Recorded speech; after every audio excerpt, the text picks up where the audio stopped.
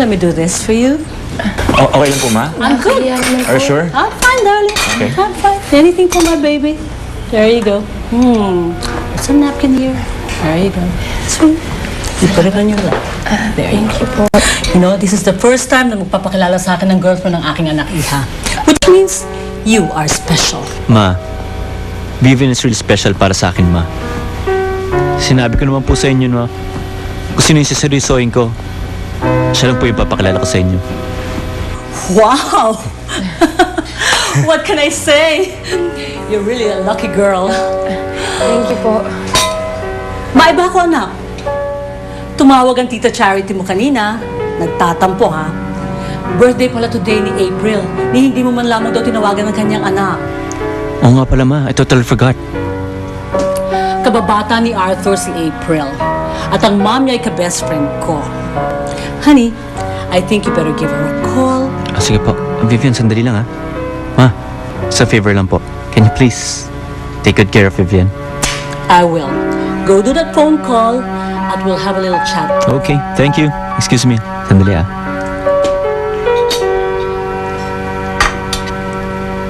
Hey, April.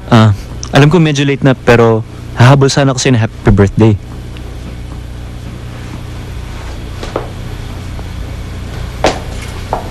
I want to be very honest and frank with you. Ayaw kita para sa aking anak. At alam mo ba kung bakit? Bakit po? Look at what you're wearing. I'm sure binili mo yan sa Divisoria. And those sloppy-looking shoes na nangangamoy, na hindi ko alam kung saan squatter ka nakatira. It stinks! Disgusting. Huwag niyo naman pong hamakin yung pagkatao ko. Mahirap nga lang kami, pero hindi naman po kami squatter. Squatter o hindi, iha mahirap ka rin. Hindi ako matapobreng tao. Nagbibigay ako sa mga charities. Nagbibigay ako sa mga foundations. You know what? I only want the best for my son. Look at me. You are not the best for him. Tandaan mo yan.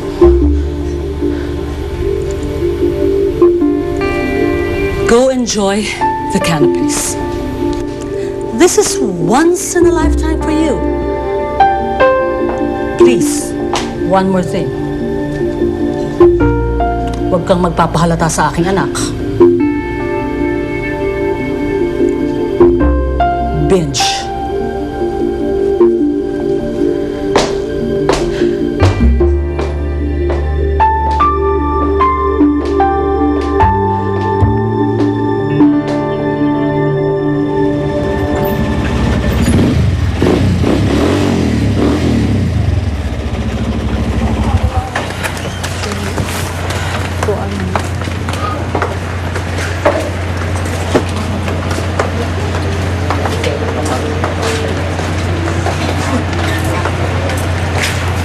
Sige, una na ako.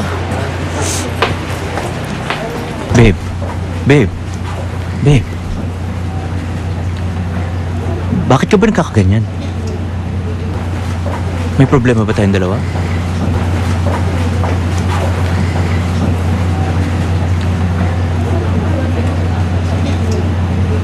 Wala naman.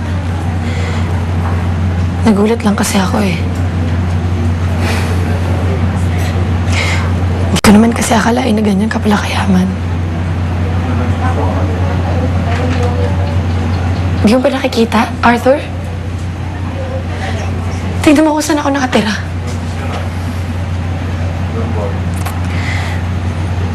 Parang hindi tayo bagay. Babe.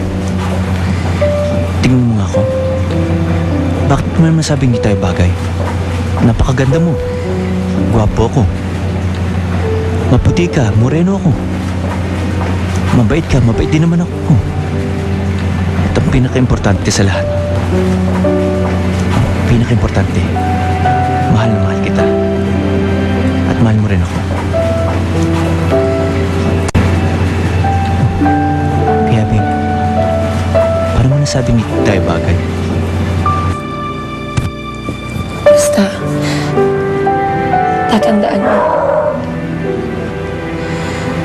kita minahal dahil sa pera mo.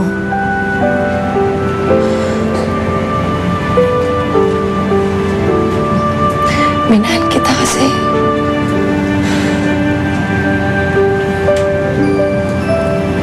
ikaw ang pinakauna nagmahal sa akin.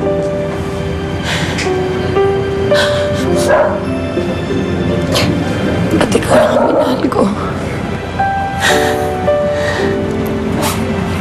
Ikaw ang pinakauna kong boyfriend. At gusto ko,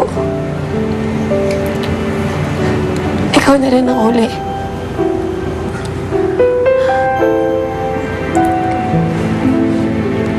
Sana nga.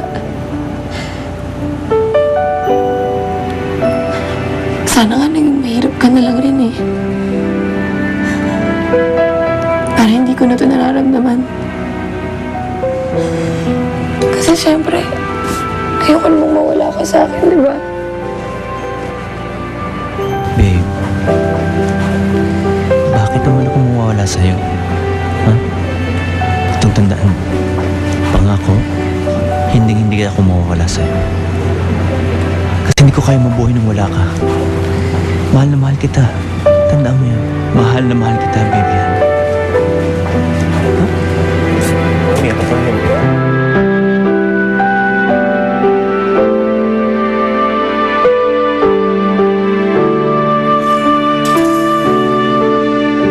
Dr. Francesco